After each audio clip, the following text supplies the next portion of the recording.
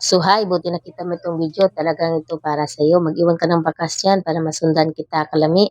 Ayan, magluto tayo ng itlog at ilagay natin ito sa dahon ng saging. Ayan, magbutas lang tayo sa kanin. Pagkatapos niyan, ilagay natin ang dahon saging natin.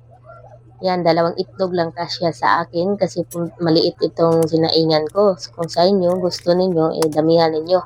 Yan, maglagay kayo kung anong gusto ninyong mga paminta.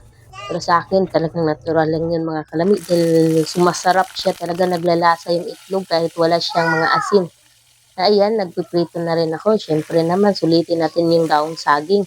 Yung isda talaga dahil wala akong non-stick, talagang dumidikit. Kaya ito talagang ginagawa natin mga kalami. At sobrang bango pa yung isda, hindi pa nagdikit-dikit at naging mabango yung isda talaga mga kalami. At iwas sunog na rin mga kalami. Kasi pagkatapos niyan mga kalami, ay luto na nga itong ating itlog. Tingnan mo mga kalami, napakasarap. Parang kumakain tayo na special na bibingka mga kalami, no? So, ayun na, simpleng ulam lang sa mga mahihirap mga kalami, pero napaka-appetite ito mga kalami. Mauubos natin isang kalderong kanin ito.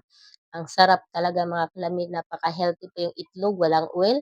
Kayo na bahala kung lagyan yung paminta or mga seasoning, basta kahit wala siyang seasoning, talaga ang sarap. So, ayun, thank you for watching mga kalami. Don't forget to like and subscribe and follow na mga kalami. Thank you. God bless.